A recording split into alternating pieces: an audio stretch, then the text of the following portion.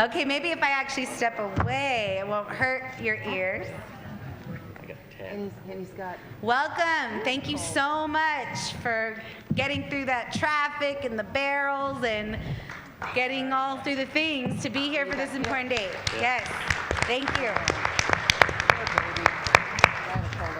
Right here as we sit ready for our state fair, one of our state's funnest and most engaging events in our city. We're excited to be here at the African American Performing Arts Center of Expo, New Mexico. So thank you for making it out today, and thanks to the African American Performing Arts Center for letting us use this space. Thank you to all of you for coming out, and thank you to our candidates who've been able to make it out. My name is Adrienne Barboa. I'm the field director for Strong Families New Mexico, and we, like the League of Women Voters, are proud members of the APD Forward coalition and campaign. We're a broad coalition of nonprofit organizations. Thank you. Yay, APD Forward. You'll see them toggling between all the orgs that are listed. We're a broad coalition that you'll see listed here of nonprofit organizations and some of the family members who have lost loved ones in police shootings. Our coalition spans the spectrum of nonprofit agencies serving a range of communities through service, legal advocacy, community advocacy, and working year-round to build the people power and collaborations needed to recreate the Albuquerque Police Department that we all deserve, officers and community members alike. Our Albuquerque communities are rightfully concerned about crime and public safety in our city, so today the League of Women Voters and the 16 organizations that you are all nonprofit organizations that make up the APD Forward campaign, bring this mayoral forum to hear specifically from our candidates their plans to increase public safety and build the police force our city needs. We have tough questions that we want the public to hear clear answers to. Our next mayor will play possibly the biggest role in the future of our city's police force and is responsible for making our streets safe for all of our families. Yes, thank you. The purpose for this forum is to engage and inform community on these important issues that impact us all. Thank you all for spending your time for us, and thanks to the candidate for taking your time to share your vision for Albuquerque police and public safety. Thank you so much for being here, and thank you again for your time.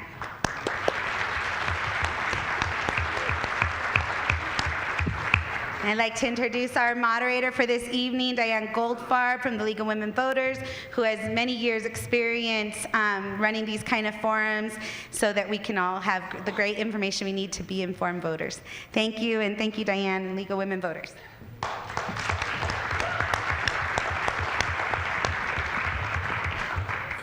Thank you, and good evening.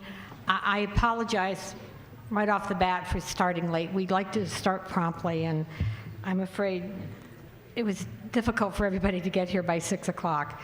I'm happy to be here on behalf of the League of Women Voters of Central New Mexico to moderate this forum sponsored by APD Forward and its member organizations. We hope that tonight's forum will provide you with important information about the candidates and their positions as you make your decision for whom to vote in the October 3rd municipal election.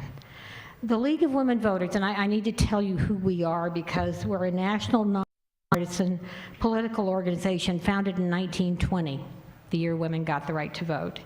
And our primary mission is to encourage informed and active participation in government.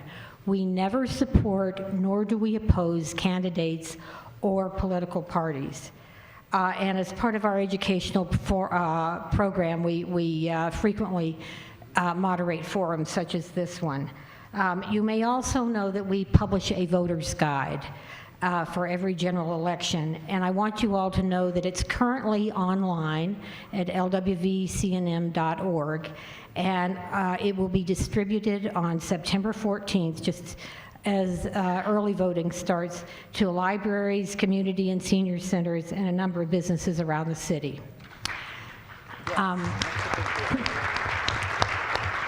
Our timekeeper this evening is League member Cheryl Haker. She is going to be holding up signs so the candidates know how much time they have remaining and sounding a bell if they go over time. Hard, Cheryl. Gotta do it hard so they can hear it. The format of tonight's forum is as follows. Each of the candidates will have 1 minute for the first general question, and that will be followed by written questions from the audience. The candidates will have 90 seconds to answer each of those questions. The order of the questioning has been decided by the drawing of lots. I will rotate the order in which I ask the questions. We're scheduled to end at 7:30. Because of the late start and the number, I can't promise you we're going to end precisely at that time, but it will only be a few minutes beyond that. We have 3x5 index cards on which to write questions. So just raise your hand if you need an index card. There are volunteers who will bring them to you. I'm going to try to ask as many audience questions as possible, but we have 4 candidates present tonight, and in the face of limited time, I may reword or combine some of the questions to make them more concise or to avoid duplication. We always have more questions than we have time. Tonight's questions will be limited to the issues related to public safety and police reform. We have APD Forward members Steve Allen and Adrienne Barboa and League member Don Goldfarb back here to sort your questions, and that's going to help me in asking questions on a variety of topics. Please direct your questions to all of the candidates, not just one of them. They will all be given the same opportunity to answer each question. Please remember that the goal of tonight's forum is to open a civil and enlightening dialogue that will enable voters to make informed decisions at the ballot box. In that spirit, we request that you do not applaud or boo or otherwise show your approval or disapproval of any response. And please, both audience members and candidates, silence your cell phones and other electronic devices. So let's begin with the introduction of the candidates. They are, beginning on your left, Gus Pedrati,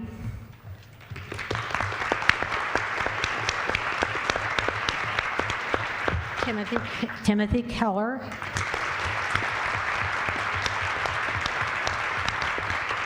Susan Wheeler Dykesel, and Brian Colon. Candidates Ricardo Chavez, Michelle Garcia Holmes, Wayne Johnson, and Dan Lewis are unable to participate this evening. We're going to hit the ground running tonight. The candidates have already participated in multiple forums, so we're going to dispense with their usual introductory remarks and go straight to the first question, which I have written here, if I can point out. To what do you attribute the spike in crime in Albuquerque, and what do you think the city APD should do about it? And we will start with Mr. Pedrati. 1 minute. Okay. Where do you start with this? There's a long history of excessive force and abuse from the police department in our communities that's actually adversarial dialogue between the public and the police department, and now neither of us are supporting each other, them and their actions for the community, us and respecting them as a utility that we do need and need to improve. This goes back to the incidents where we had Ray Schultz, then police chief, respond in such a forceful manner to that tragedy that we never recovered. Previously, before that, we were contracting to the Cops TV show, escalating, showing off all of these violent acts to try and gain more money. Policing for profit never works. What do we do then now? What we have to be sure is that we as a city have to complement services moving forward. That's why I'm proposing a small clinic care model that's a service-first idea that's been proven through Project Echo in the community to try and support our officers and not make them be behavioral health professionals anymore, because we know that excessive force was specifically also related to behavioral health issues. Furthermore, this allows them to focus their resources in returning to community policing. We're going to finish up the DOJ mandate, get total new cops, and more of them. Thank you. Please, I really do ask that you don't applaud.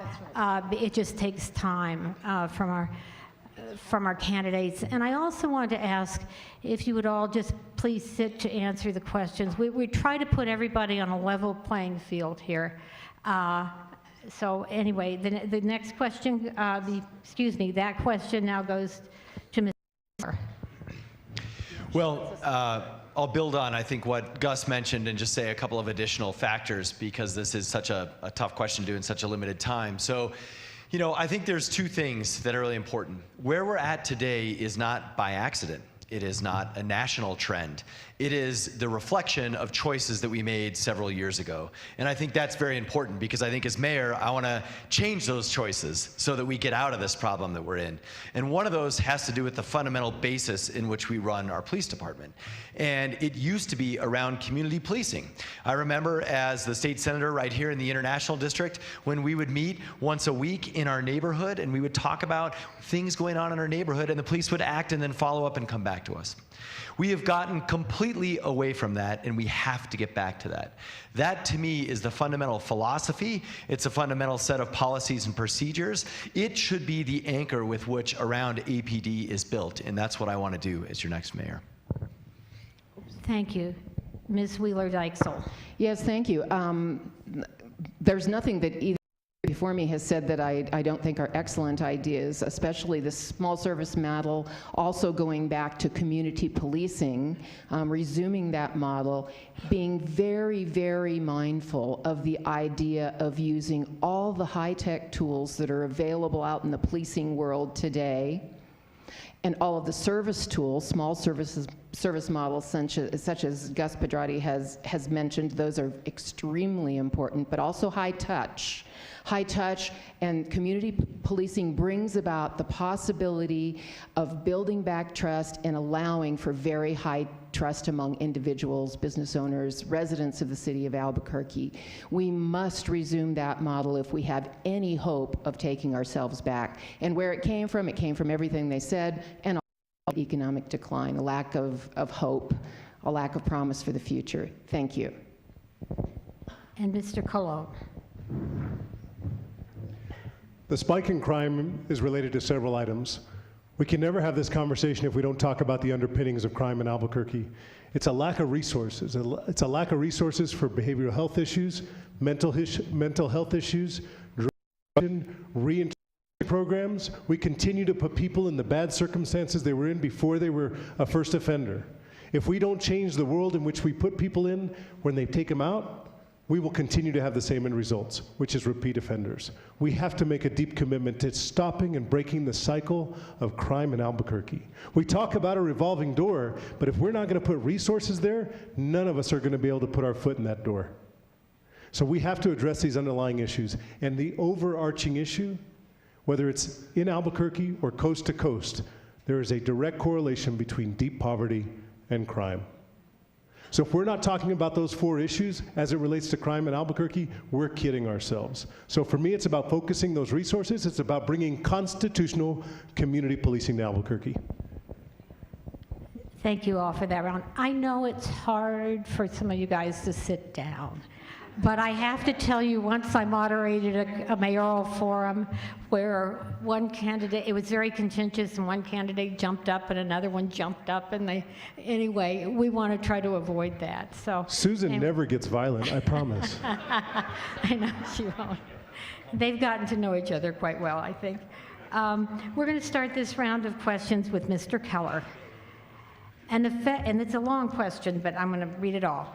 An effective chief of police is crucial for successful police reform. What qualifications do you consider most important in a chief? What specific steps would you take to recruit a chief with the right experience, energy, and leadership qualities to do the job? And what measures will you use to monitor the new chief's performance? You have 1.5 minutes.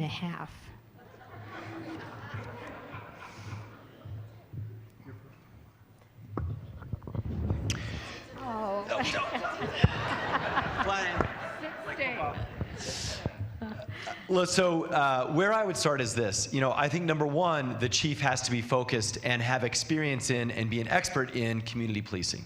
And to me, there are major issues we've got to solve, but the issue that the chief has to solve is the culture, the policies and procedures at APD. And to do that, they should all be driven by community policing philosophies.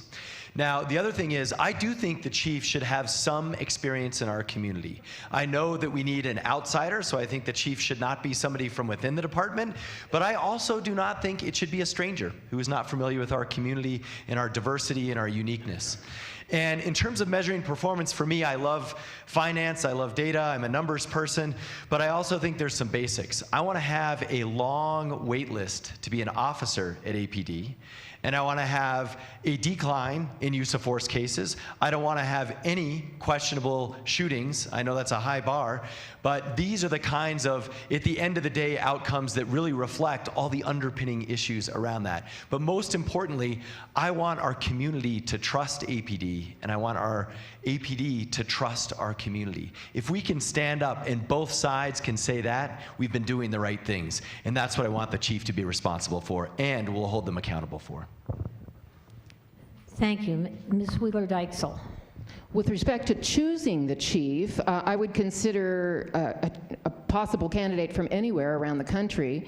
I think ideally, one who's familiar with our community would be really great and would be an excellent possibility. But I believe the chief is going to need to be chosen by a committee made up of citizen stakeholders, citizens who come from various interest groups, such as APD Forward, because they are such a broad coalition.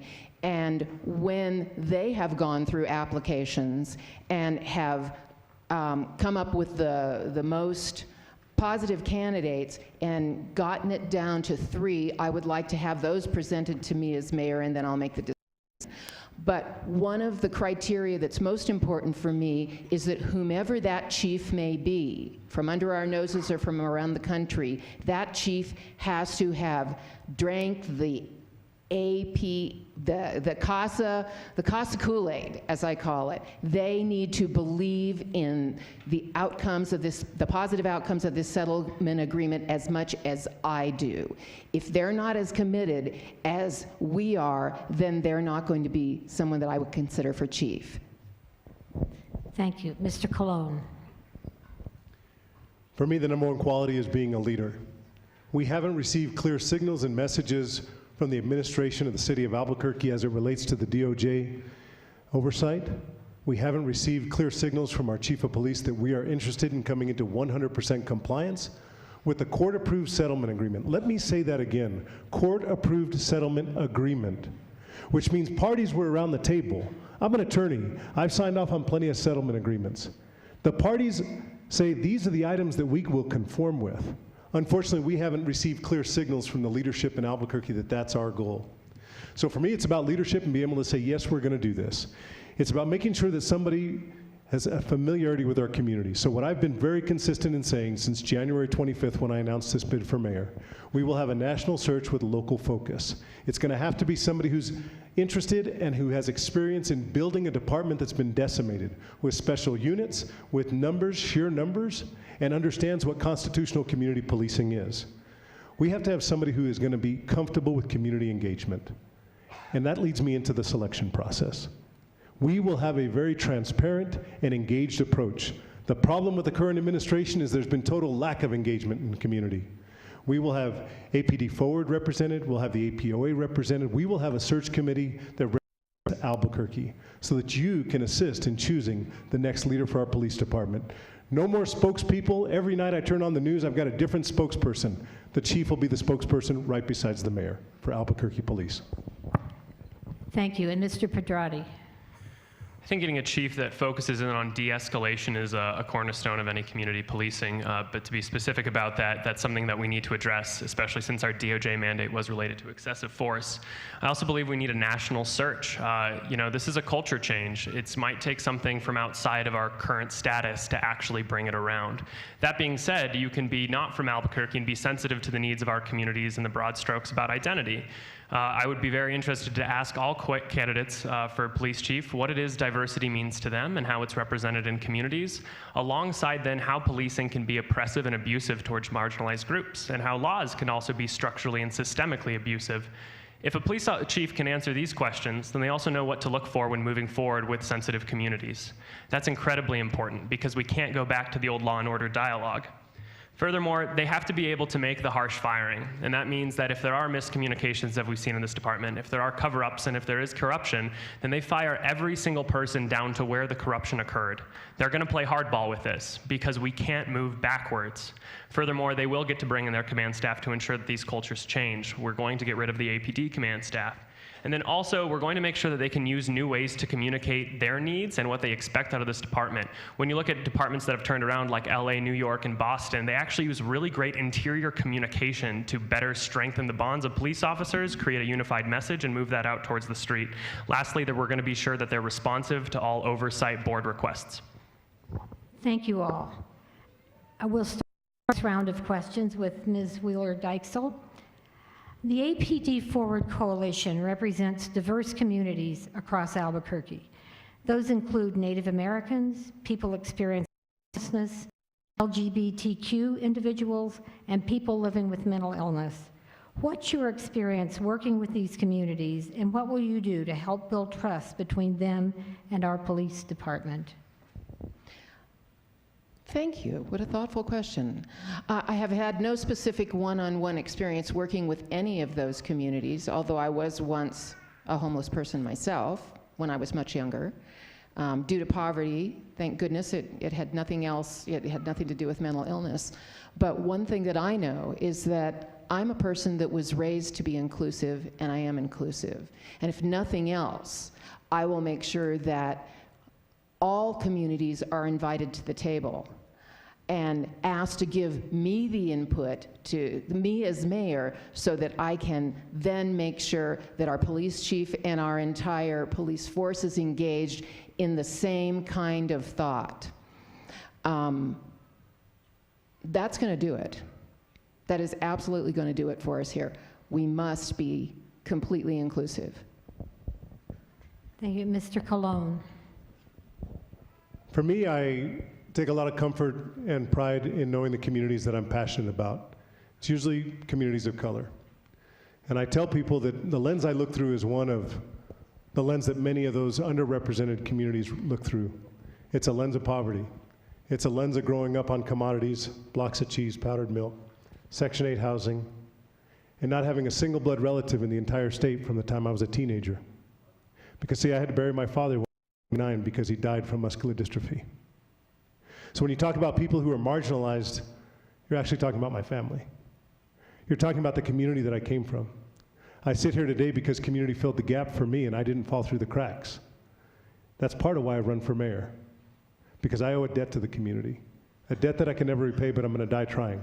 I've got a long-standing record of inclusion, working with race equity tools, making sure those that don't have a voice at the table do have a voice. Making sure that when we talk about benefits for programs, we also talk about burdens for those who are not present. You have to talk about inclusion. I've advocated my beautiful sister. I gave her away at her first wedding and her second wedding to her wife. No, I'm just kidding, I'm just kidding. And her third, no, I'm just kidding. I love my sister. But I have been deeply steeped in issues of inclusion for a very long time. When I graduated from UNM School of Law, one priorities was to bring diversity to the bench in the city of Albuquerque. Frankly, it was a bunch of old white men. Not today, and I'm grateful for that. Thank you. Mr. Pedrati. So it's no secret that as especially a white male, I carry extreme amounts of privilege throughout this community and in this country. And I don't feel comfortable sitting here and listing experiences to try and tokenize to or shirk that privilege. But I did grow up here, went through Albuquerque High School, and also then worked with Project Echo. Project Echo was a small clinic care and telehealth care group that changed how they deliver services, especially to hepatitis C. Terrible illness, often related to heroin and opioid addiction crises, and then obviously is related to socioeconomic status as well. And so through the models I'm proposing to change how we deliver services into communities, it's at the root of helping communities that have previously been disserviced by what we're trying to do.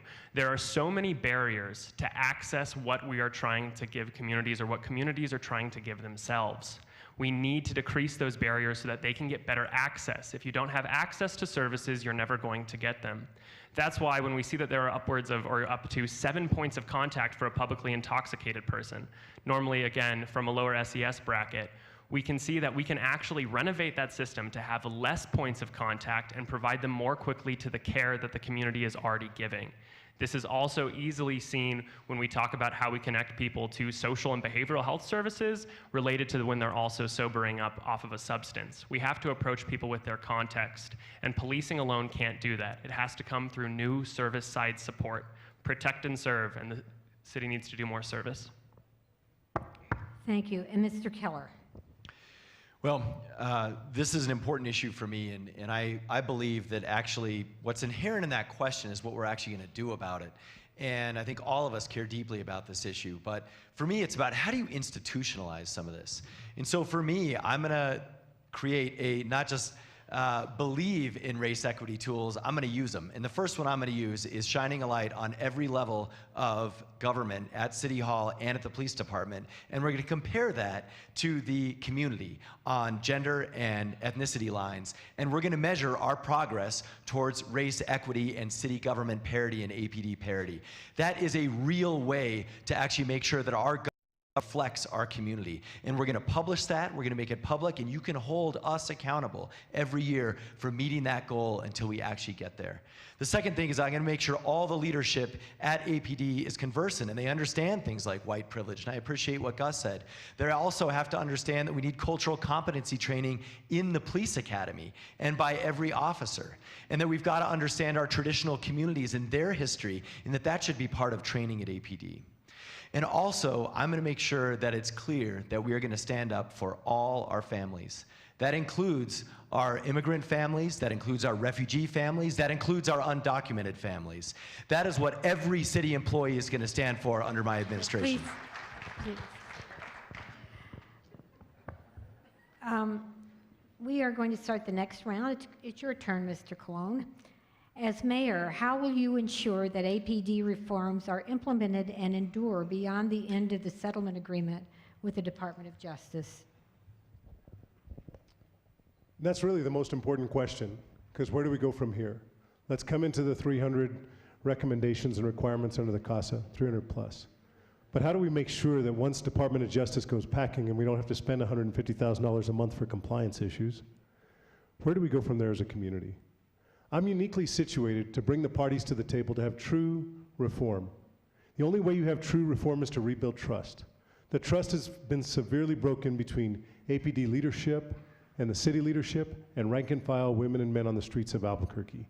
It's also been broken between APD and the community. Due to the nature of my work over the last 16 years, I've encountered officers on a very regular basis. A lot of good women and men that serve our city.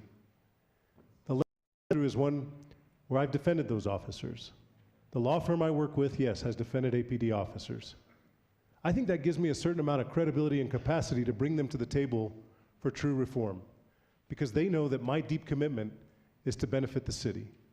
It's not to be an advocate or zealot for one side or the other, but rather how do we really have constitutional community policing in Albuquerque? The other side of my life is 20 years of community engagement. Whether it's with organizations that advocate for people who don't typically have a voice in this community, or whether it's in organizations like United Brothers Big Sisters, Metropolitan Homelessness Project, Albuquerque Heading Home, all the organizations that I've been honored to work with over the years, that gives me capacity and credibility. Thank you. Mr. Pedrati. So DOJ is a binary situation. It's either done or it's not. And if it's not done, then we're going to keep paying out these dollars and we're going to keep creating an adversarial mentality in our communities. What we can do, though, to take the politics out of this, to take the politics out of policing as a whole, is ensure that the DOJ actually becomes completed by a court-appointed special master. This is very important, I believe, and it can even start while there's an interim police chief to get skin out of the game there. That means that a new police chief can come in with a ground zero, that we've complied with everything that we know was doing wrong, and they can go back to an entirely community policing-based model to move us forward. It won't be the fact that it's DOJ compliant alone that moves our police department forward. It's what we do after that. It's who we get to become once this is behind us. And for me, that's why it's so important to, even in the short run, because we know we're going to have to do educational changes within the academy. We know we are going to have to hire more police officers and get to that optimal number sensitively. How do we start doing that now? Again, I believe the service-first model is a way to get officers outside of having to be behavioral health professionals or be social workers, and instead delivering community care more quickly.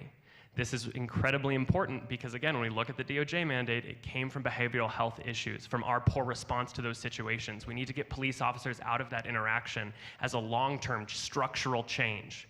Because if we don't find better ways to serve these communities, we might go right back into that settlement. Thank you. Mr. Keller. Well, I think the question about how we're going to get these reforms done is really important. And so, to me, there is one big high-level issue, and then there's a lot of details. The high-level issue is this.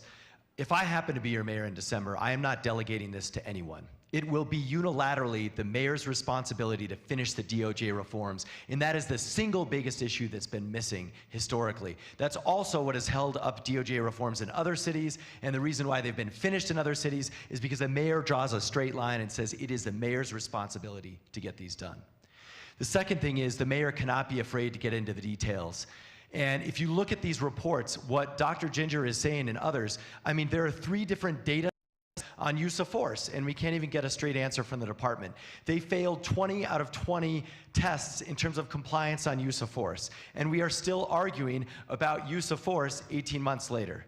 As mayor, we're going to go in there, and I will make a decision on use of force policy for APD that will be in compliance with the DOJ, and that'll work for APD, and then we're going to move on.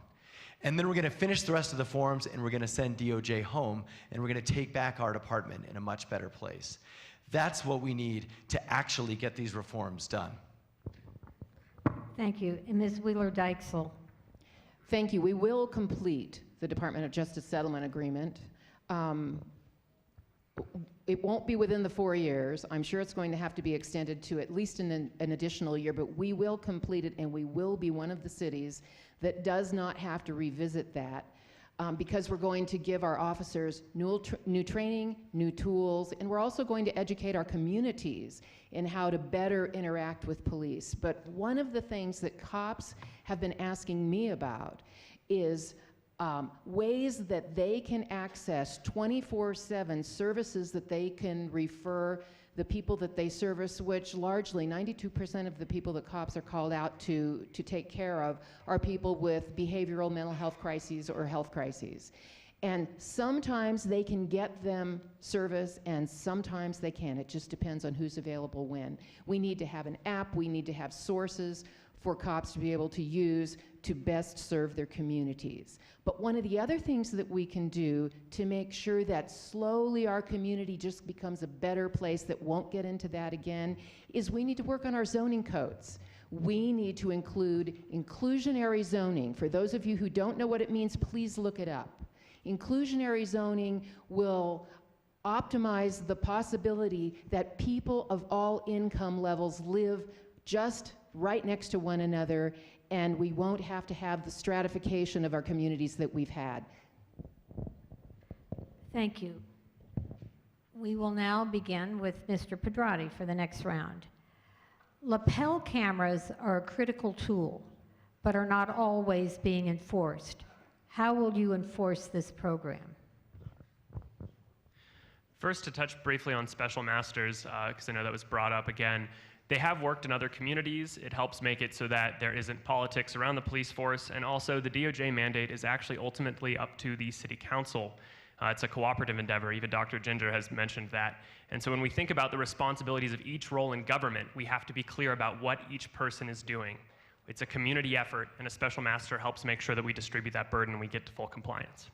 About body cameras are incredibly important. It comes down to accountability and access to information regarding a job that affects all of us, and especially a traditionally abusive environment. There are ways that we can mitigate that. Obviously, there's great officer strain when they say, I'm watched 24/7 and this is hard and it makes me overthink actions. And at one hand, yes, you are constantly watched. You should be, this is important. Your actions always matter as a representative of our community and as a utility in our city. Secondly, that's also a lot of data, that's a lot of information, that's a lot of storage, that's a lot to go through, that's a lot of capacity on humans. There are also ways that body cams can be activated whenever a tool of force is deployed out of a utility belt. There are ways that we can help mitigate that between interactions where we're sure that we need to see what's going on and also when it's on just normally, like dash cams can help also subsidize that lapel camera action. At the end of the day, though, if we can't hold any of our city utilities accountable, we're going to lose in the long run. So for me, body cams and access to that footage is a simple yes. Mr. Keller. Well, I think there's a couple of pieces on this, and maybe I want to work the other direction in terms of part of the problem is Taser. And I will tell you, I came out and held our last police chief accountable for his dealings with this company, and this company continues to rip us off and sell us shoddy cameras. So we're going to do that bid process differently to start out with. But I think more importantly to the question is this notion of transparency and accountability. And this speaks to me, one of the fundamental drivers of a lot of problems inside APD. And it's around consistency of procedure and discipline. Officers are continually given new instructions and new technology, and they get different instructions each time and depending on the situation. And then when things don't go that way, the discipline is based on inconsistent favoritism, possibly even corruption. This is the thing we have to fix. And the amazing thing about this question is this is a perfect example of a larger systemic issue that is deep down in the HR weeds, but a mayor has to know about and has to hold accountable and has to fix. Because all these issues, even use of force, are related in some way to inconsistency and transparency of the procedure for use of force, and inconsistency in terms of internal affairs, and inconsistency in terms of discipline. That's got to be on the mayor's radar. It's got to be a huge issue for the chief. The rules of the game have to be clear to the public and to the officers. Then we can actually get down to day-by-day policing, which is where we should have been in the first place. Thank you. Ms. Wheeler-Dykesel. Thank you. Right on, Mr. Keller. Actually, Mr. Pedrati as well. Body cameras are one of the most important tools that modern policing utilizes, and they do need to be used consistently where policy dictates that they will be used. But we must dictate this, and this is one of the many things that we're doing through the Department of Justice agreement. We need to figure out when it's appropriate to use them, how they will be used, and then if they are used or not used, appropriately or inappropriately, then there have to be remedies for those kinds of misbehaviors on behalf of police officers that really mean something. This does brought up a lot in conversation that it's just possible that there still is remaining down there a level of corruption that's not obvious to the rest of the world in an open place, but in fact, it really still exists. The Department of Justice Settlement Agreement is partly designed to root this out, and when we finish it, let's hope that the culture of our police department and the culture of our population around our police department has then moved forward enough that we won't have to deal with that anymore. I intend that we will not. Thank you. Mr. Colon. So about a decade ago, I was an advocate for recording custodial interrogations.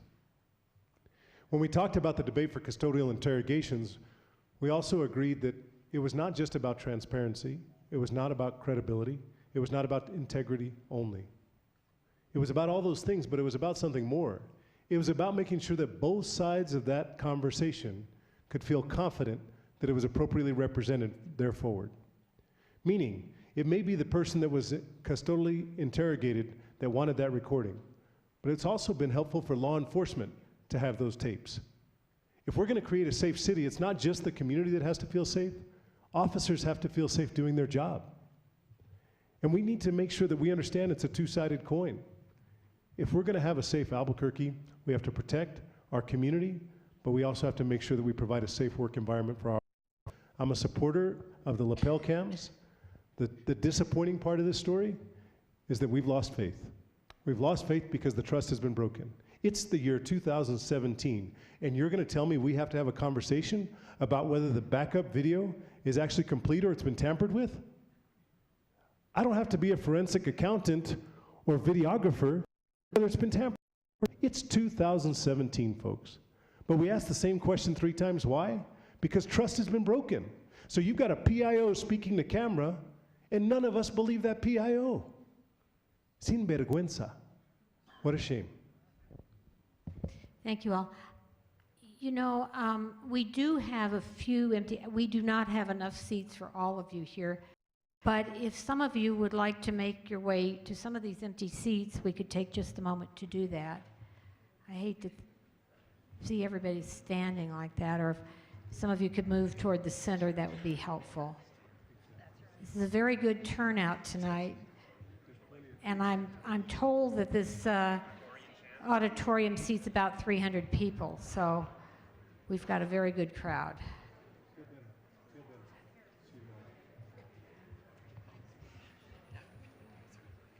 Any of you standing along the side want to? Plenty of seats in this third row here. Okay.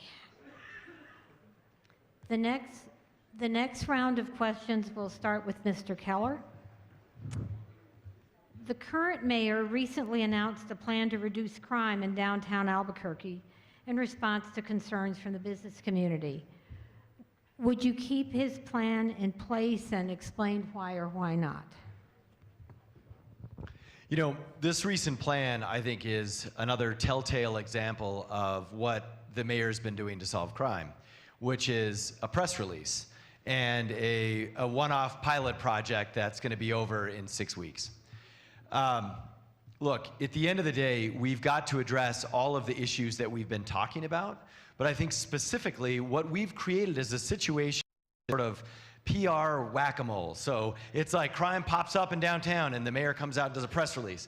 And then it pops up in the other end of town. And then we've got, auto theft over here. And then we're going to use data.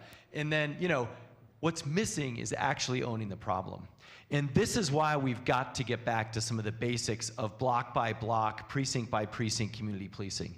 We should have officers who are well-staffed and have enough officers to do this. So we have officers who have a downtown beat, and they're on bicycle, and they're on foot, and they're there for several years, so they get to know the community. And they're able to work these problems over the long term. And there's detectives who also are familiar with what's going on in downtown. That is a 1990s model of policing that we have completely gotten away from. And instead, in the name of basically saving money, we have continued to chase crime all over town. We cannot do that any longer. We've got to reset how we do things on a block-by-block basis. Then we can actually hold folks accountable over the long term instead of just for a few weeks and a press release. And I'm out of time. Thank you. Ms. Wheeler-Dykesel. Yeah, it was particularly depressing the morning I read the headline about Lavu finally getting the mayor's office attention. I walk those streets downtown all the time. We live downtown. They don't frighten me, they sadden me. And I understand that when I park downtown, which I don't do much because I walk downtown or bike, our cars are vulnerable, but we are as individuals. The other thing I do is I take the train. And invariably, when we get back to the station from Santa Fe, which is where we usually go, we walk through groups of people who are misanthropes, let's put it that way. People that probably are homeless, maybe not, but they kind of own the place and they own the streets. I think that with respect to the central core of the city, we've all kind of really had it, and it was sort of shocking to hear that now something was going to be done because of Lavu. They brought that light that the mayor's office should have. I agree that we need community police officers to stay in a place for years. They disagree. Their Police Officers Association says that they have various reasons that they need to be rotated out with some regularity for their own safety and for other reasons. I really want to sit down with the Police Officers Association and other stakeholders to see if we can't figure out a way to make this city safe. Thank you. Mr. Colon. I couldn't disagree more with the approach. Lavu sends a letter to the mayor's office, CCs the governor, and all of a sudden we have a TAC plan? Are you kidding me? 99-degree seafood, Donut Mart, free range. All within 48 hours begged the mayor's office to do something about crime on Central Avenue. You know what they got? The same thing I'm getting from you, crickets. Nothing. No response, no empathy, no plan of attack. Why? Because they're small businesses. All of a sudden, Lavu sends a letter, copies the mayor. Now we have a TAC plan with battalion gear in the streets, with a lift on the corner of Central and First, an observation deck. Really? Is that the solution? Absolutely not. The way you address crime in a city is a citywide TAC plan.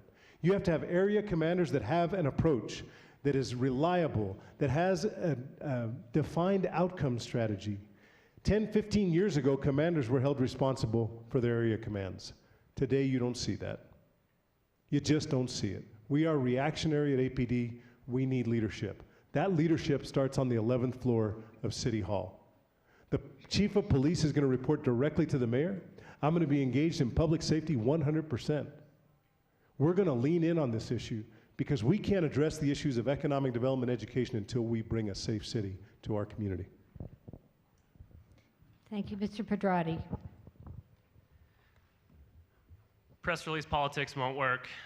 While it feigned to be cooperative, it clearly was nothing that could ever get accomplished on a real timeline with what was left of the administration, and it's not something I'm interested in. But I do believe in a cooperative model, because when you talk about crime downtown, and for those of you that go downtown often, it's not organized crime or violent crime. It's crime because it's disparity, and because we've criminalized situations of homelessness. We've criminalized addiction. We've criminalized behavioral health issues in this community. And so in fact, to me, the solution downtown isn't anything related to crime. It's again about services for communities that are in need. And I like to talk about the feeling of safety downtown especially, and I like to talk about this silly little millennial thing called Pokemon Go. It happened a year ago. A year ago, there was still a crime issue in our community, but people were out and about. They were on the streets. They were engaging with each other. They were meeting people on the internet and then showing up at a corner, and they felt safe. Because public safety is also our responsibility. It's not feeling uncomfortable at disparity, but instead asking how we can do better as a city. I don't want to task our police officers with showing up and having to be those behavioral health workers, those social workers, with getting through this awful web of services we're trying to provide that aren't connected and they have no simple one-stop because MATS isn't working and the hospitals or jails don't do it. That's why I'm so committed to a new structural service-first model. Because if we're talking about crime in downtown, we're not really talking about crime at all. Thank you. We will begin now with Ms. Wheeler-Dykesel. And this has to do with the Department of Justice consent decree. Do you think it impairs officers' ability to serve or interferes with public safety? The settlement agreement? Is that the question? The consent decree. Oh, the consent decree. Yeah. Do I think I'm sorry, I didn't get the question. Do you think that the DOJ consent decree impedes officers' ability to serve or interferes with officer safety? Okay, I get it. Good question. I've talked to plenty of officers about this, and they say yes and they say no. They say that they're really glad that it happened, and they say that they're also really resentful that the whole department was painted with the broad brush of being people who use too much force and are corrupt and behave improperly, because they're really proud of the work they do as police officers. On the other hand, they're really excited about the new training and the changes that are coming. So I think that this cuts both ways. Nonetheless, I haven't come across one yet that thinks it's a bad thing. They're all really hopeful for a brighter future for the department, that everyone I've talked to. And I agree with them. I think we need to finish this agreement to a T and perhaps exceed it. Thank you. Mr. Colon. This is really about culture and delivery of services. It's about delivering constitutional community policing. This settlement agreement, while when it comes to delivering services and the safety of our officers, it's only because we don't have leadership if officers are not feeling safe. It's a culture. It's It's one that says we're going to come into compliance. You're going to do your job. You're going to provide constitutional community policing in Albuquerque, and we will be there to support you. The safety issues arise from a lack of resources. The safety issues are that they've got 60 calls waiting. The safety issues arise in not having the capacity or bandwidth to provide 6 hours worth of report outs, when we could be doing a voice-activated model of reporting that many other cities, smart cities, have adopted, but we haven't adopted here in Albuquerque. We've got to get our officers back on the street. As they build relationships in the community to deliver constitutional policing, we will increase their safety and our safety. It's about a delivery model that allows them to know that we have procedures in place. When they're followed, the community is safe, and so are they. But when we are shortly understaffed, when they don't have the bare items needed to do their job, morale is down, their safety is in question. Each of you don't know this, but I will tell you, driving in a ride-along, the first one up here to do a ride-along with APD in this campaign since January. Folks have followed. Not a GPS in our officers' vehicles. Are you kidding? It's 2017. No GPS? Really? Thank you. Mr. Pedrati. No, I do not believe a decree impedes officer safety, to be blunt about that one. What I do believe is that the obstinate government around completing the consent decree and the lack of communication between Civic Center and the police department has bred a contentious nature between the community and the police department. I think that could be dangerous for all of us. And I also believe that, yes, the fact that we haven't supported them with resources because we did gut the police department is also a reason why that maybe their safety has been impeded. They need support. How could we not give our workers tools for their jobs? And one of those being actual manpower. When you look at how understaffed we are, and you realize that we pay over $4 million out of budget for overtime, and that's how our officers are making their money, I know how poorly my work quality degrades when I am working that much overtime, and I'm not a police officer. I can't imagine what that means to our communities and their feelings of safety and their level of work. There is a basic level of support that we have to offer our police department. The safety issues, the cultural issues do not come from a consent decree that we asked for to clean up systemic issues in our police department. It comes from us being obstinate towards change. Thank you. And Mr. Keller. You know, I think there's some interesting inconsistencies that come out even in our own experiences. And in my 2 ride-alongs, we did have 2 GPS. But I think the point that some cars don't is really, really important. And I think this money issue is actually more direct than Chief's overtime. You want to know what every officer tells me? They say they need backup. And they say the city has no money to buy new or to hire new officers. And then they say the DOJ is costing us $7 million a year. That's what they say. So I don't actually think that's not the DOJ's fault. That's all the challenges that we're facing, and why every month that it takes longer to do this, it actually prevents us from putting that money towards hiring officers. That's what upsets them, and that's so real. That's why we've got to get this done as soon as possible. Use that money to hire more officers. It's that direct in many ways on the front line when you actually talk to an officer. That's the only real issue I've heard with DOJ. That in the time. So what they're saying is that the leadership has hung them out to dry, not because the DOJ told them to do anything, but because they said, oh no, the DOJ's here. If you have any use of force, you have to do 13 pages of paperwork and watch 6 videos. And instead of actually taking training on community policing and on use of force, you have to go do all that paperwork. And they're saying, you know what, cities all across the country are doing this more efficiently. And so that's why a mayor's actually got to step up and say, you know what, we're going to do the reforms, but we're also going to be respectful of the time you're spending in the back office, and we're going to use that money for more officers. Thank you all. Mr. Colon, why do you think people experience homelessness, and how would you solve public safety issues in ways that do not criminalize people and behavior in public spaces? Homelessness is for any number of reasons. Often it's with individuals that have underlying issues of behavioral health, drug addiction, mental health issues. Unfortunately, we've seen that safety net ripped out from under us in Albuquerque. Under the administration that this state adopted when it elected Susana Martinez, she single-handedly decimated the sector that was providing services in those areas. Nonprofits that were serving those underserved communities, out of business. Why? False accusations. So we have to have leadership. We have to say that, yes, we understand these are underlying issues of homelessness. When I was a couch surfer, it wasn't because I had any of those issues. I didn't have capacity for earning. I was a young boy with not a single blood relative in the state. We all have these issues, but we all get there in different ways. What's different about a community that's safe and smart is it has the capacity to assist those individuals. With the Homelessness Project, I can tell you that I ran into the full gamut of individuals and why they were homeless. But I think we have to have new models. We have to have centers that provide services to those individuals to provide housing first. That housing first model is a model that I embrace. I also want to say that we ought to have programs that are being done around the country for reuniting families. Let's identify homelessness. If they have family support systems that are outside of Albuquerque, can we find a path to reunite those individuals? We've not talked about that in this community. I'm ready to have that conversation. Thank you. Mr. Pedrati. People experience situations of homelessness for many reasons. Oftentimes it boils down to opportunity and choice.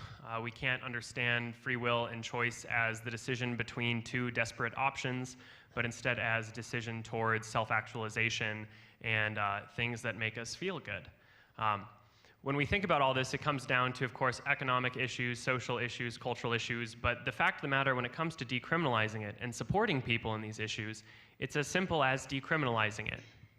It's as simple as not picking people up for this or sweeping them away off a street corner and then letting them come back and then us all yelling about it again. It's us taking responsibility for all of our communities, not just the ones that feel good to in the moment. And so I like to talk about exactly what downtown looks like on Saturday mornings. We have a beautiful growers market on Saturday mornings where Robinson Park is alive and well and out. And then hours later, it looks as it was, and no one wants to go there anymore. We need to stop displacing communities for our own comfort. And this is why I'm so excited to really get to talk about this service first model. Because if we can get a one-stop where somebody can sober up that doesn't have to bounce between the hospital and mats and get picked up by a police car and a fire truck and an ambulance and then a contracted ambulance, we can actually deliver services more quickly, use behavioral health professionals better, lean on physician's assistants and nurse practitioners to get Suboxone for people who are suffering from addiction to heroin instead of just waiting for naloxone to reverse an overdose. We can also provide clean injection sites to stop needle exchange and actually provide oversight to these issues that help contribute to homelessness. You know, I think this question of what we do with someone who's actually on the street corner is very, very important. And I love this model. And I think to take it a step further in terms of how we're actually going to do this, it's all about these community paramedicine response teams. And the idea is that instead of calling 911 where 9 cars and the fire truck show up, you actually have a social worker and a trained paramedic who are going to deal with that overdose or that behavioral health issue. And then you have the social worker who's going to place them based on their specific story and their specific need in terms of where they need to go. That's what we've got to do. Many cities are doing this. It's also an ER diversion program because that's the last place that we should be taking these folks because of all the other cost reasons, but the other reasons in the backlog, and then they just get put back out on the street. So what do?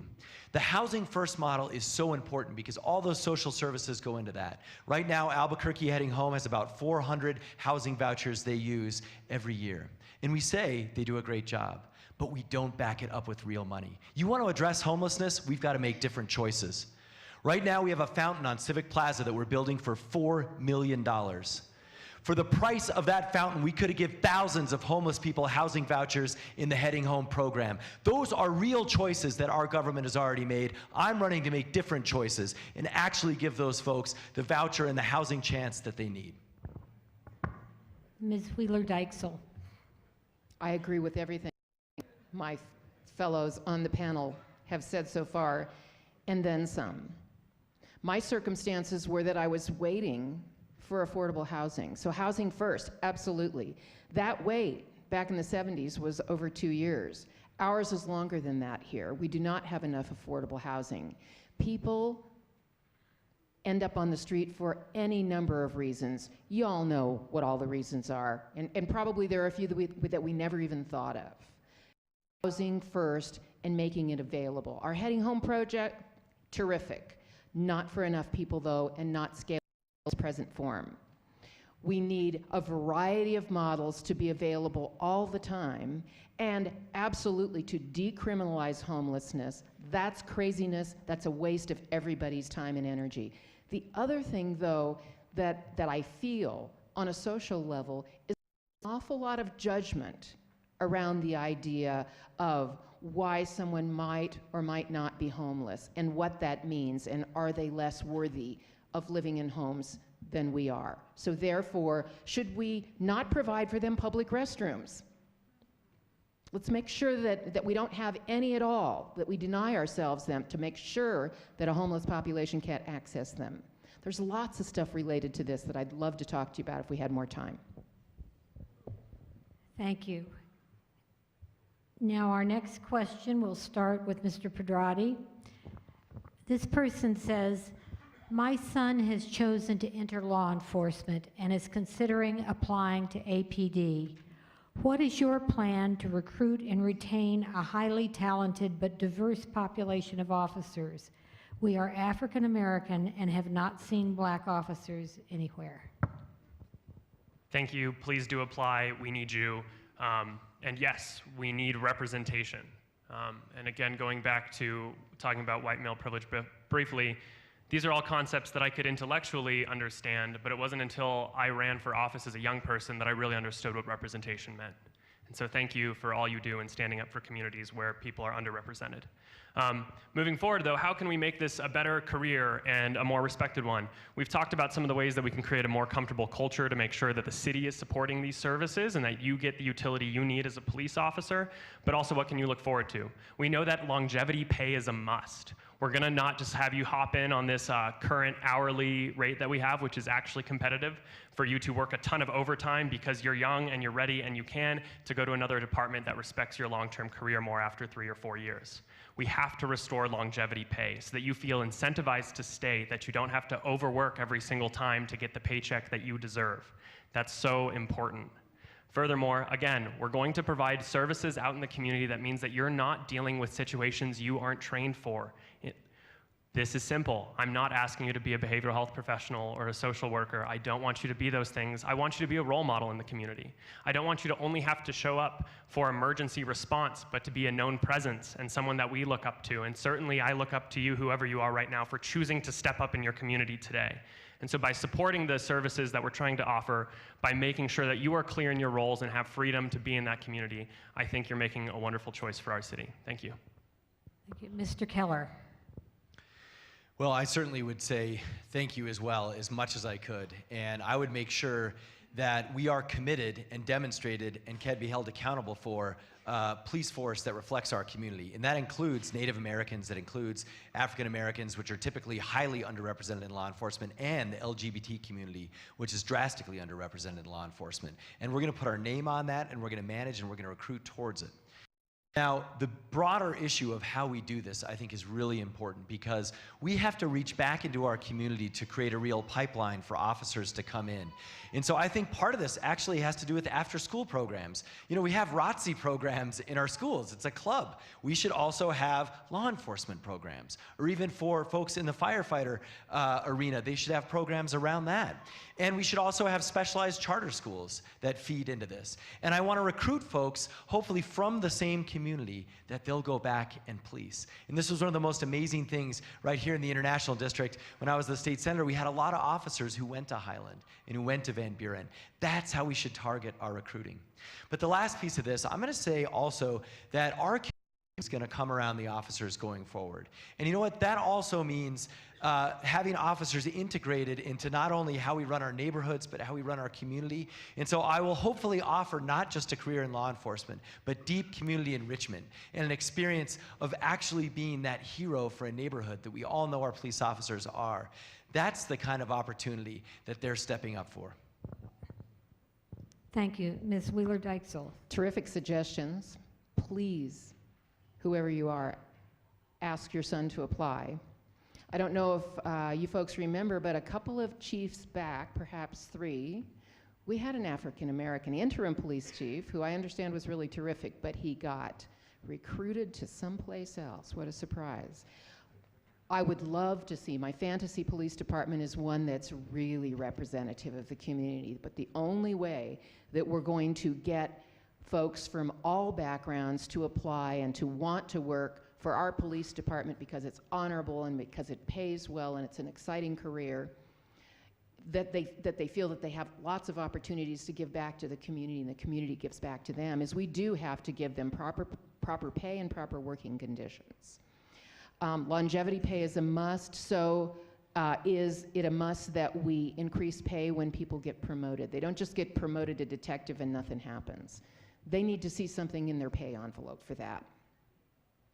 The other thing that, segueing off of what Tim Keller said, is police athletic leagues, police-centered boys and girls clubs, and we already have a program now in our high schools, available at some of them, where young people can decide that they may want to have a policing career, and by the time they graduate high school can become police service aides.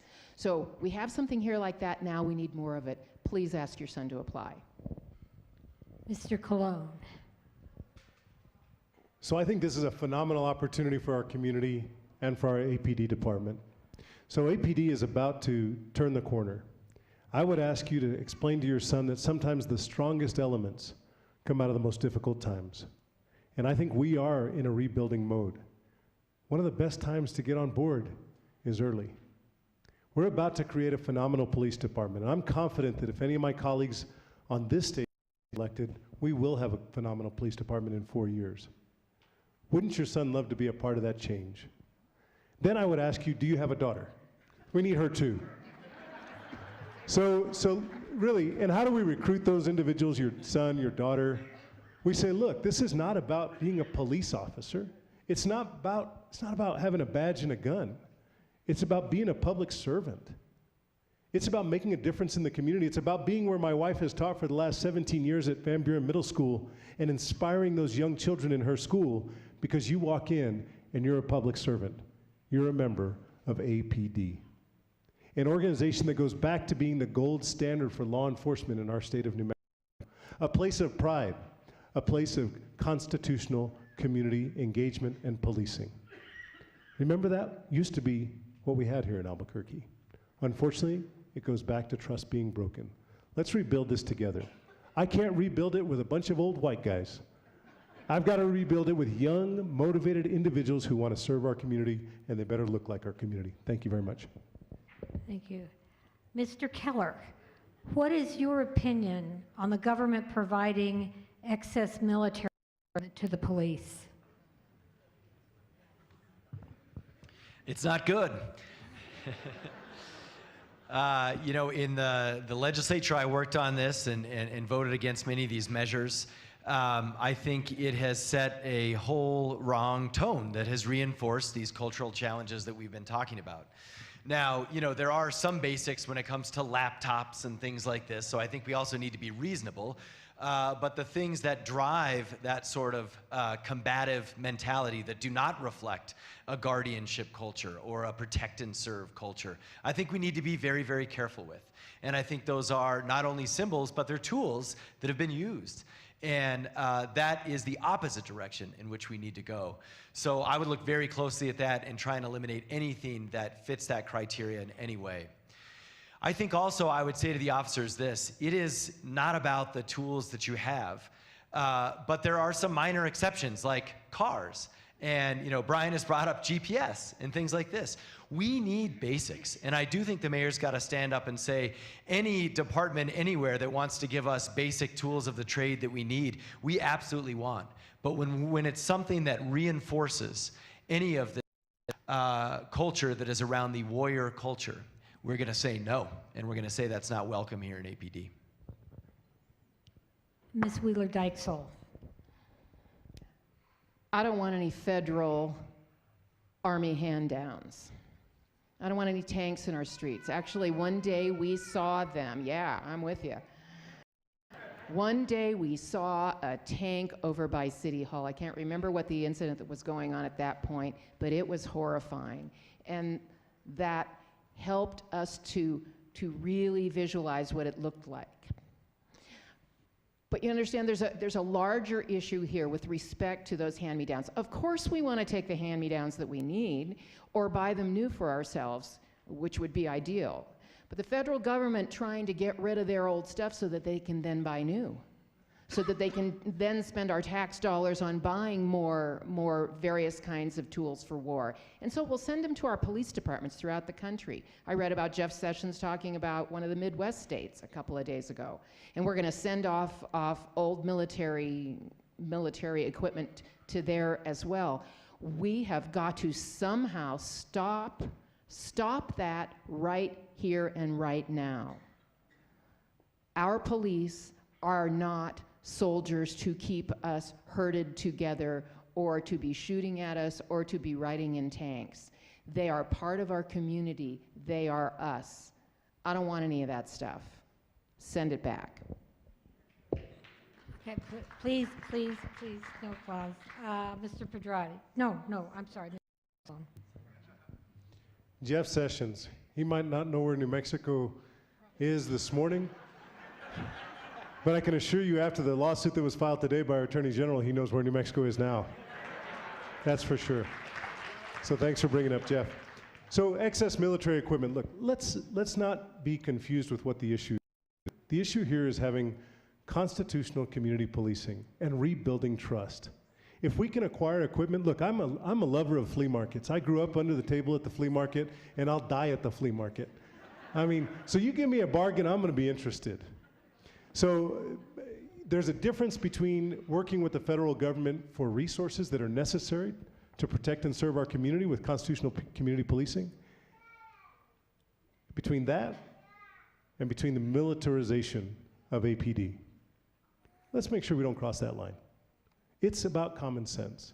It's about saying, yes, we can use some assistance, we can use some support, and it can be done right without having the militarization of the Albuquerque Police Department. Instead of focusing on where that line is, what I'd rather focus on is how do we build the relationships so that when APD officers are out doing their job, our communities, our neighborhoods, my bride feels safe when she sees officers. She knows they're there to do a job, that they're there to protect and serve, and that her constitutional rights are going to be protected, regardless of the circumstances, period. Maybe even exclamation mark. Thank you. Mr. Pedrati. Of course, these things depend on what they are. I think that's clear. Is it a laptop? Awesome. Does the Army have a laptop that we're interested in using? I mean, an old laptop gets old really quick. But man, if it's better than what we have already, we're really in trouble. So where do we really go and why do we want it? Also, the federal government want in return for us accepting their aid? Do they want us to turn in our communities? Do they want us to turn our backs on who we are? And so if those are stipulations, then the answer is no. I don't care for it. If there are resources that we need and they're interested in just pawning it off because they need to build a new, bigger thing, then I guess we can take it, sure. I have a flip phone still, so if one of those is a smartphone, let's pass it on down. Most importantly, though, I've walked the riot lines of APD. I've stood face to face with police officers behind riot shields. I've looked them in the eye and I've asked, can they speak to me? And they shook their head no. And I understood. Of course I understood. But I also understood that in that moment, we had two people that were on the same side, sizing each other up as a threat. I understood that all of those mounted police, I understood that those armored vehicles with turrets were pointed at me. And that is something we do not go back to. That is something we do not need. It's already here. More, we need less. Thank you all. APD, let's see, we're going to go with Ms. Wheeler-Dykesel first. APD regularly encounters situations involving individuals living with mental illness. A robust behavioral health system is important to reduce or improve those encounters. Please assess the effectiveness of our local behavioral health system. What specific steps would you take to ensure the system provides adequate treatment and secure options? Service options, I'm sorry. What was that word? Service. Service The last options. one. Okay. What Okay. specific steps would you take to ensure the system provides adequate treatment and service options? I think we need to rebuild our behavioral health system from the ground up, and it need not be crime-centered. At this point in time, over 90% of police calls involve either behavioral health issues, addiction issues. And those are the people that come out to serve because that's the model we have.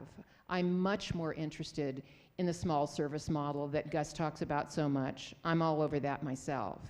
I believe that throughout the city, we have to have vehicles, probably like large RVs, that are outfitted with behavioral health professionals, social workers, medical professionals, people that can assess folks as they are if they're out in the community. But not everyone's homeless. We have to remember that some people live in homes and some people need to be part of longer term care, and I don't think we're doing a very sufficient job of that either, especially such as it's been broken down by our governor who's nearly finishing 2 terms, and I believe we're going to have to build it up from the state level again.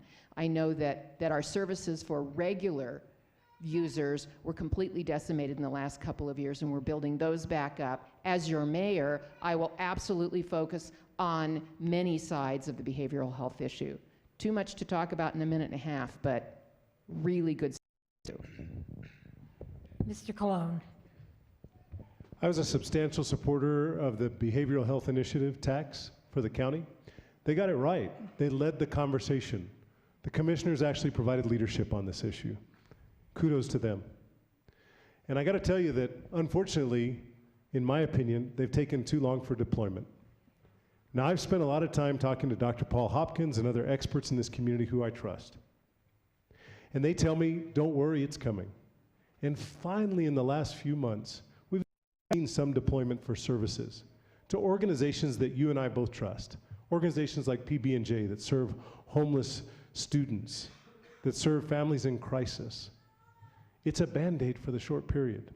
Until we make a real commitment to addressing this issue with bricks and mortar and increased, consistent, long-term professionals in our community serving this issue of behavioral health, we'll continue to have the issues that we have in our community with people who are being put into the criminal system even though they should be put into treatment systems. So for me, it's about making sure that we're surrounded in a Colon administration with professionals. People who are experts in this area. Look, I got my finance degree and then I went to law school, and I've been practicing law for 16 years and practicing community for 20. But I'm not a behavioral health specialist. But I know there are plenty of them in this town.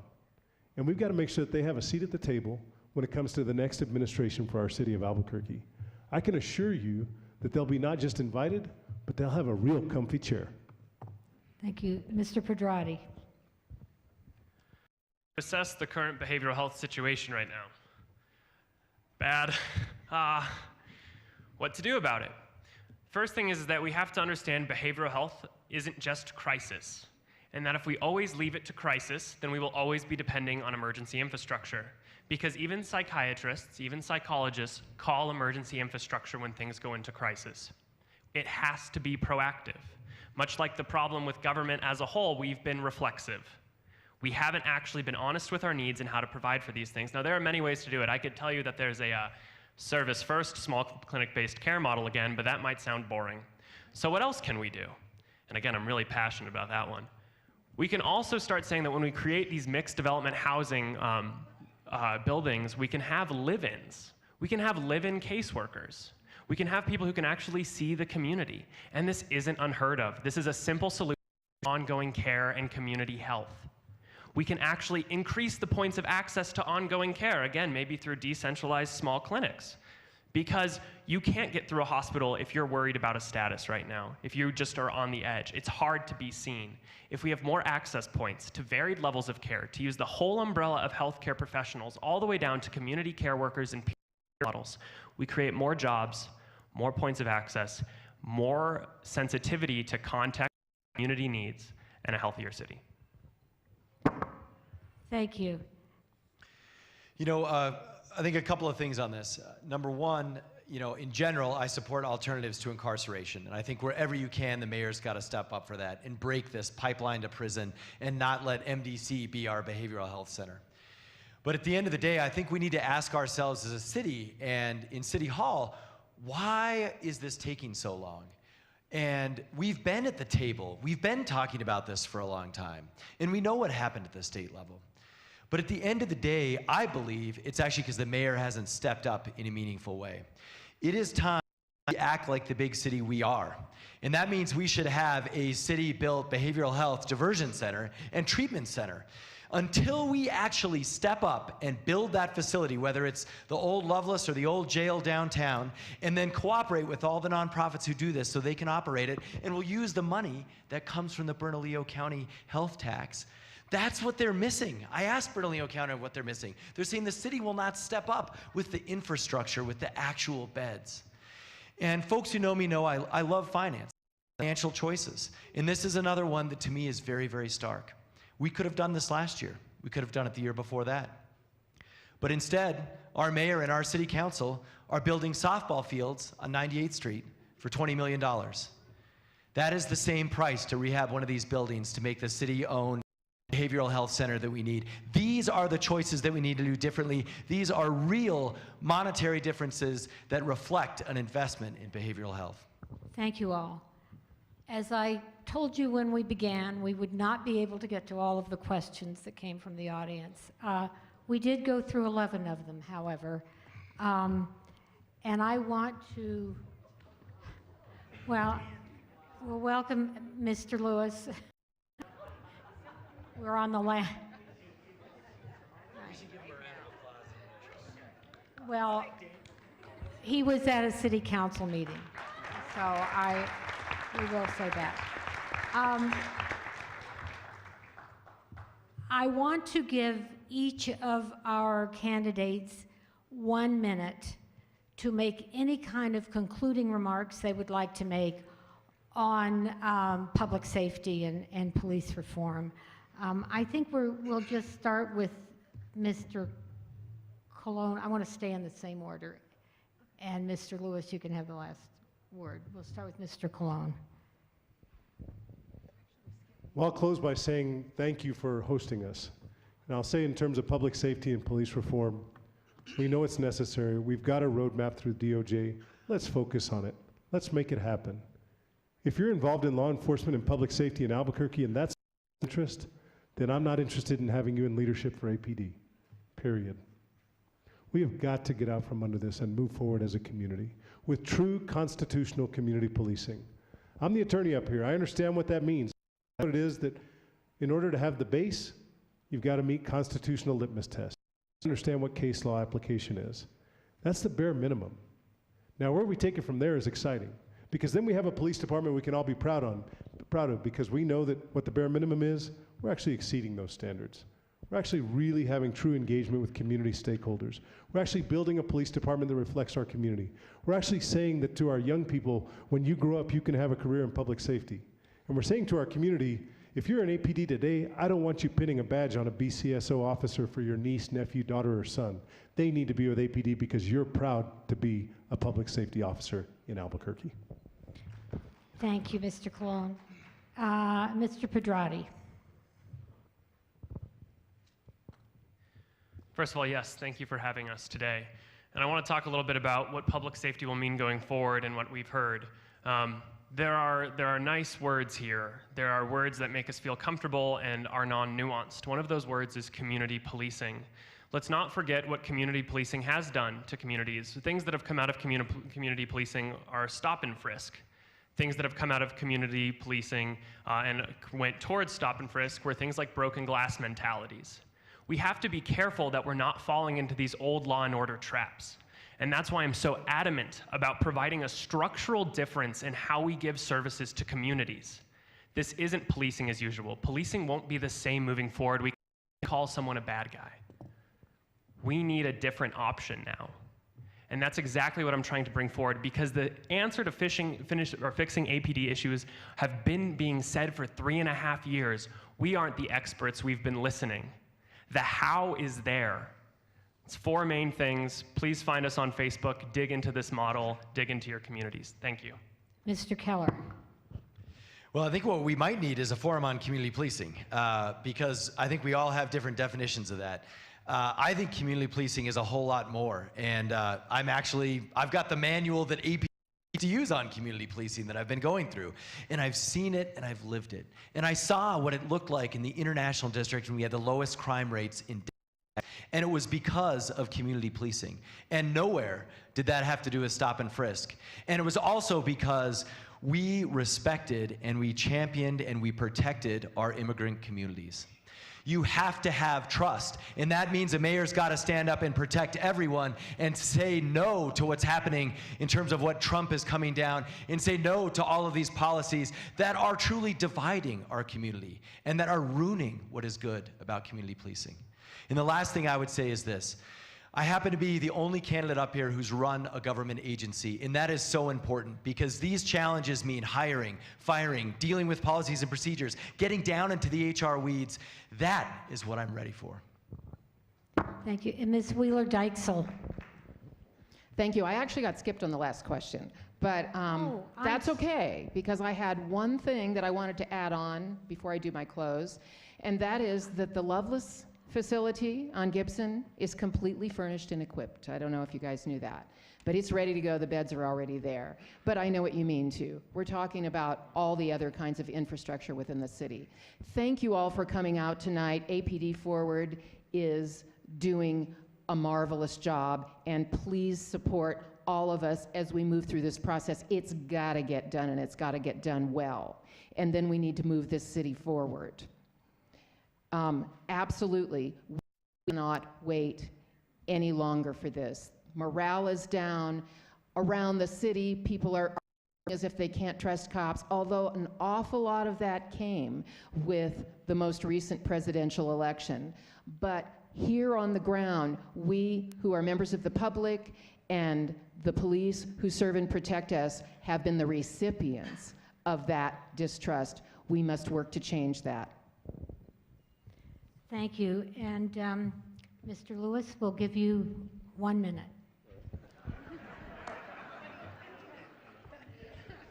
Thank you. I go to every single forum, but I take my job seriously at the City Council, and that's the only time I've ever missed when I had a City Council meeting. So thank you for understanding that. And and by the way, every question that was asked here tonight, I'll stay after in that lobby, and I'll answer every single one of those questions personally to each one of you. And if we don't have the time to do that, I'll give you my cell phone number, and you could call me, and we'll talk about it for as long as you want. I was the first public official to stand up publicly and say that we had a systemic problem within the Albuquerque Police Department, and that we needed a DOJ investigation. We're 2.5 years into that 4-year investigation or agreement, and we're going to complete it and get it done and get ahead of it. And we will build the most trusted and respected police department in the country. I also called for Chief Schultz's resignation. He resigned the next day when I knew that he was ineffective and would not be able to lead the reforms that we needed to be able to lead in this department. But we'll make this the worst place to be a criminal, this city. We'll stop nothing short of making this city the worst place and most unwelcome place for people who want to steal our cars, break into our homes, and wreak havoc in our city's neighborhoods. And we'll do neighborhood policing where our officers are known as police or as peacekeepers and not just enforcers. Looking forward to talking with you some more. Thanks. Thank you all. When did someone wanted an announcement about the next candidate forum? Is it tomorrow night? Or right here, Friday. Go ahead. Friday at the Embassy Suites at 6 o'clock. There is another mayoral candidate forum with a special focus on the African American community.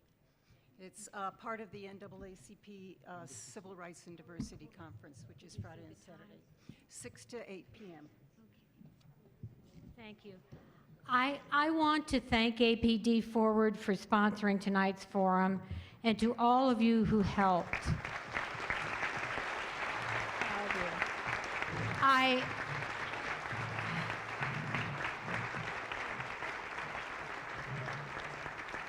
I have personally been moderating candidate forums for about well, a little more than 20 years now, and this was an extraordinarily well-organized forum. I want to say thank you to the candidates for coming and your willingness to work on the public's behalf. In the current political environment, when we seem to be such a divided country, it's refreshing to see these people work so well together. And I want to quote New York Times columnist David Brooks, who recently wrote that politics practiced well is a noble profession. No other arena requires as much wisdom, tenacity, foresight, and empathy. No other field places such stress on conversation and persuasion. These candidates for mayor of Albuquerque have just completed number 22 out of 38 scheduled forums.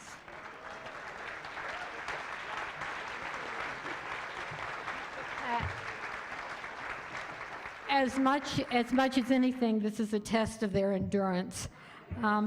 Thanks to all of you in the audience for your desire to be informed. Early voting begins on September 13th. Election day is Tuesday, October 3rd. Please vote. Good night, everyone.